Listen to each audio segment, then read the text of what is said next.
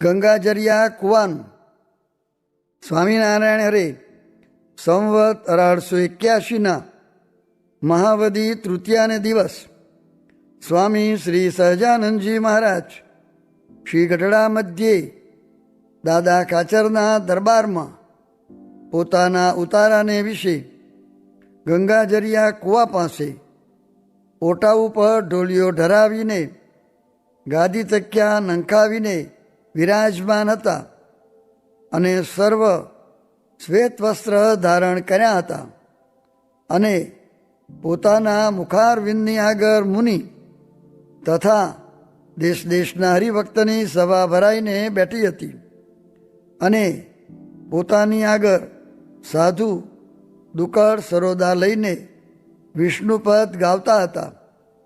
તે કીર્તન ભક્તિ થઈ રહ્યા પછી શ્રીજી મહારાજ બોલ્યા છે, અમે સર્વે સંત પ્રત્યે પ્રશ્ન કરીએ છીએ. જે ભગવાનનો ભક્ત હોય તે દેહ મૂકીને ભ્રમરૂપ થઈને ભગવાનના ધામમાં જાય છે. પછી એમાં ને ભગવાનમાં શો અંતરાય રહે છે? જેણે કરીને સ્વામી સેવકપણાનો નાતો રહે છે. કેમ જી એ ભગવાનનો ભક્ત છે, તે પણ જેવા ભગવાન સ્વતંત્ર છે ને કાર કર્મ અને માયા તેને આવરણે કરીને રહિત છે તેવો જ થાય છે. માટે એમાં શો ભેદ રહે છે જેણે કરીને સ્વામી સેવકપણું રહે છે? એ પ્રશ્ન છે. પછી પરમહંસે જેને જેવું સમજાયું તેણે તેવો ઉત્તર કહ્યો, પણ શ્રીજી મહારાજના પ્રશ્નનું સમાધાન થયું નહીં. પછી સર્વે સંતે કહ્યું છે, હે મહારાજ, તમારા પ્રશ્નનો ઉત્તર તો તમે જ કરશો ત્યારે થશે. પછી શ્રીજી મહારાજ બોલ્યા છે, એનો ઉત્તર એમ છે, જે ભગવાનનો ભક્ત હોય તેણે જેવા ભગવાનને જાણ્યા હોય છે. ભગવાન આટલી સામર્થ્યયુક્ત છે અને આટલી શોભાયુક્ત છે અને આવા સુખ સ્વરૂપ છે, એવી રીતે એ ભક્તે જેટલો ભગવાનનો મહિમા જાણ્યો છે અને જેવા પ્રતાપે યુક્ત ભગવાનને જાણ્યા છે, તે ભક્ત જ્યારે દેહ મૂકીને ભગવાનના ધામમાં જાય છે ત્યારે રૂપ તથા સામર્થ્ય તે એ ભક્તની પણ તેવી જ થાય છે. તો પણ ભગવાનની સામર્થ્ય અને ભગવાનનું સુંદરપણું ઇત્યાદિ જે પ્રતાપ તે ભક્તને ભગવાનને વિશે અતિશય જણાય છે.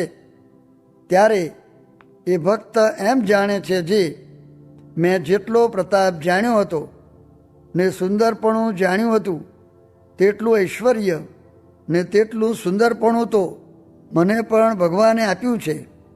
તો પણ ભગવાનનું ઐશ્વર્ય અને ભગવાનનું સુંદરપણું તે તો અતિશય અપાર દેખાય છે. માટે મારા જેવા અનંત ભગવાનના સાધર્મ્યપણાને પામ્યા છે, તો પણ ભગવાન જેવો કોઈ થવાને સમર્થ થતો નથી. શા માટે છે? ભગવાનનો મહિમા, ગુણ, કર્મ, જન્મ અને સામર્થ્ય તથા સુંદરતા, સુખદાયકપણું એ આદિક જે અનંત કલ્યાણકારી ગુણ તેના પારને શેષ, શારદા, બ્રહ્માદિક દેવતા તથા 4 વેદ એ પામતા નથી. અને ભગવાન પોતે પણ પોતાના મહિમાના પારને પામતા નથી.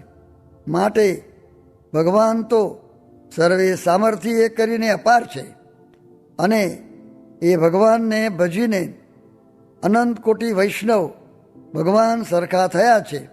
તો પણ ભગવાનમાંથી કોઈ જાતનો પ્રતાપ અણુ જેટલો પણ ન્યૂન થયો નથી. જેમ મીઠાજળનો સમુદ્ર ભર્યો હોય તેમાંથી મનુષ્ય, પશુ, પંખી સર્વે જેટલું ભાવે તેટલું જળ પીએ તથા પાત્ર ભરી લે તો પણ ઓછું થતું નથી. શા માટે છે? તે સમુદ્ર તો અગાધ છે. તેમજ ભગવાનનો મહિમા પણ અતિશય અપાર છે. માટે કોઈ રીતે કરીને વધે ઘટે એવો નથી.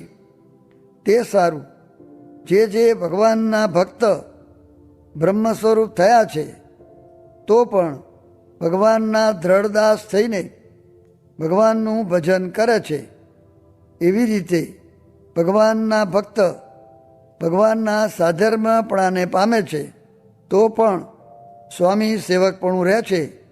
એ જ એ પ્રશ્નનો ઉત્તર છે. ઇતિ વચનામૃતમ. એવી રીતે ગઢડા મધ્ય પ્રકરણનું 67મું વચનામૃત જે તે થયું. કોટી સાધન કરે પણ આમ વાતું કરવી અને સાંભળવી તેની બરોબર થાય નહીં, અને બીજાથી તો આટલી પ્રવૃત્તિમાં વાતું થાય નહીં. સ્વામિનારાયણ હરે. સ્વામીએ વાત કરી જે ભગવાને જે નિર્મ્યું છે તે તેમ જ થાય છે. તે ભગવાને નિર્મ્યા પ્રમાણે કંચનને સ્ત્રીમાં સૌ વધુ તણાય છે, ને મનુષ્યને મૈથુનનો નિયમ નથી, ને પશુ પક્ષીને છે. એ આદિક અનેક કળ ચડાવી મૂકી છે તે તેમ જ થાય છે. સ્વામિનારાયણ હરે. સ્વામીએ વાત કરી જે કોઈ વાતની ચિંતા આવે તો ભગવાનને માથે નાખી દેવી, ને આપણે તો બળિયા નહીં અને એ તો બળિયા, તે એને રક્ષા કરતા આવડે. જેમ પ્રહલાદજીની રક્ષા કરી તેમ અનેક પ્રકારે રક્ષા કરે. સ્વામિનારાયણ હરે. સ્વામીએ વાત કરી જે ભગવાન મળવા કઠણ છે તેમજ આ સાધુ મળવા કઠણ છે, તેમ વિષય મૂકવા પણ કઠણ છે. સ્વામિનારાયણ હરે. સ્વામીએ વાત કરી જે પ્રગટ ભગવાનનો સંબંધ થયાથી ને નિર્દોષ સમજ્યાથી મોક્ષ થઈ રહ્યો છે, ને દોષ રહ્યા તે ટાળવાનો અભ્યાસ કરે તો ટળે, નહીં તો દેહ રહે ત્યાં સુધી દુઃખી રહે. ને દેહ મૂકીને ભગવાનનો નિશ્ચય છે તો ભગવાનના ધામને પામે છે. તે ઉપર છેલ્લા પ્રકરણનું 34મું વચનામૃત વંચાવ્યું. સ્વામિનારાયણ હરે. સ્વામીએ વાત કરી જે જેનો સમાગમ મળવાની પ્રાર્થના કરે છે તેનો સમાગમ ભગવાને આપણને હાથોહાથ આપ્યો છે. સ્વામિનારાયણ હરે. સ્વામીએ વાત કરી જે સત્સંગ, એકાંતિકપણું ને ભગવાનની મૂર્તિ એ ત્રણ વાના દુર્લભ છે, તે આપણને મળ્યા છે. માટે ગરીબ થઈને બીજાને માન આપીને સાચવી રાખવા. સ્વામિનારાયણ હરે. સ્વામીએ વાત કરી જે ગૃહસ્થાશ્રમમાં રહીને કથા વાર્તા કરે છે ને સાંભળે છે તેના તો ત્રિવિધ તાપ ટળી ગયા છે, ને તપ સર્વે થઈ રહ્યા છે, ને ભગવાનના શરણને પામી રહ્યો છે. ગૃહસ્થાશ્રમમાં બહુ કામ ને બહુ વિઘ્ન, માટે તેને અધિક કયો છે. ને ગૃહસ્થાશ્રમીને ભગવાનની મૂર્તિને ધરી રહ્યા એવા સાધુનો આશરો છે, તે તો ઘરમાં બેઠા સર્વતીર્થને સેવી રહ્યો છે. સ્વામિનારાયણ હરે. સ્વામીએ વાત કરી જે આજ્ઞાને ઉપાસના બે રાખજો. વૈરાગ્યને આત્મનિષ્ઠા તો કોઈકને ઝાઝી હશે ને કોઈકને થોડી હશે. સ્વામિનારાયણ હરે.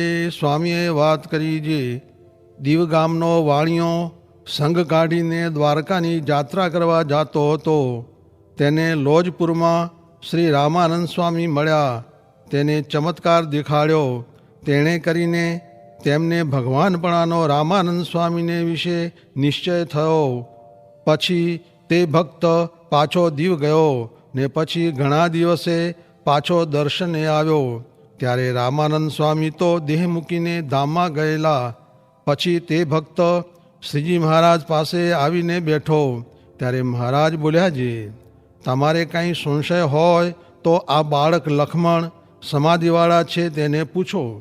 ત્યારે તેમણે જે પ્રશ્ન પૂછ્યા તે પ્રશ્નના ઉત્તર સમાધિવાળા બાળકે કર્યા. એમ બાળક દ્વારા રામાનંદ સ્વામીના જેવો શ્રીજી મહારાજે ચમત્કાર જણાવ્યો.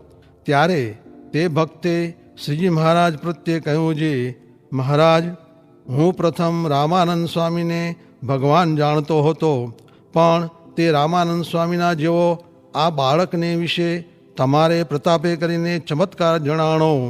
ત્યારે તમારા મોટા મોટા સાધુ તથા સત્સંગી તેમનો પ્રતાપ તો ઘણો હશે, ને તમારી મૂર્તિનો જે પ્રતાપ ને મહિમા તે તો બહુ અધિક જ હશે.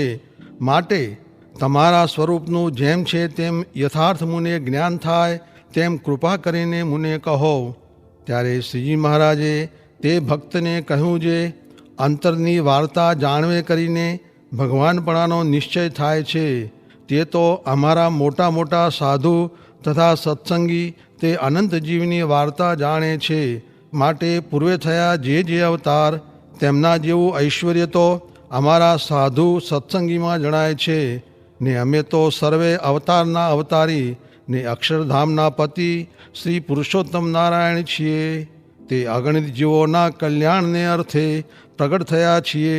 તે વાર્તાને સાંભળીને તે ભક્તને શ્રીજી મહારાજના પુરુષોત્તમપણાનો નિશ્ચય થયો. પછી તે ભક્તે શ્રીજી મહારાજના પ્રગટ પુરુષોત્તમપણાની વાર્તા તે બીજા રામાનંદ સ્વામીના જૂના હરિભક્ત હતા તેમના આગળ કહી, પણ તે વાત તેમના માન્યામાં ન આવી. પછી તે રામાનંદ સ્વામીના નિશ્ચયવાળા હરિભક્ત હતા તેમણે શ્રીજી મહારાજની પાસે આવીને તે નિશ્ચયની વાત પૂછી. ત્યારે તેને શ્રીજી મહારાજે કહ્યું છે, તમે ધ્યાનમાં બેસો તો જેમ છે તેમ જણાશે. ત્યારે તે હરિભક્ત ધ્યાનમાં બેઠા. તેમને શ્રીજી મહારાજ પોતાની દ્રષ્ટિ માત્રે કરીને સમાધિ કરાવતા હવા. તે અક્ષરધામને વિશે અનંત પાર્ષદે સહિત પોતાની દિવ્ય મૂર્તિનું દર્શન કરાવ્યું. તથા રામાનંદ સ્વામી તથા બીજા સર્વે અવતાર તે શ્રીજી મહારાજની સેવામાં દીઠા. ને પછી તે સર્વ અવતાર શ્રીજી મહારાજને વિશે લીન થયા એમ દીઠું. પછી તે સર્વે ભક્તને શ્રીજી મહારાજનો સર્વોપરી પુરુષોત્તમપણાનો દ્રઢ નિશ્ચય થયો. પછી તે સર્વ ભક્તને પોતાની દ્રષ્ટિ માત્રે કરીને જગાડતા હવા. પછી તે સર્વે ભક્તે કહ્યું છે, હે મહારાજ, તમે તો સર્વોપરી પુરુષોત્તમ છો. તે અગણિત જીવોના કલ્યાણને અર્થે કૃપા કરીને અહીં પધાર્યા છો. પછી શ્રીજી મહારાજ તે ભક્ત પ્રત્યે બોલ્યા છે, આ પુરુષોત્તમ ભગવાન તો આ બ્રહ્માંડને વિશે આવ્યા નથી ને આવશે પણ નહીં. માટે આ તો સર્વોપરી મૂર્તિ છે, તેમાં કિંચિત માત્ર સંશય નથી.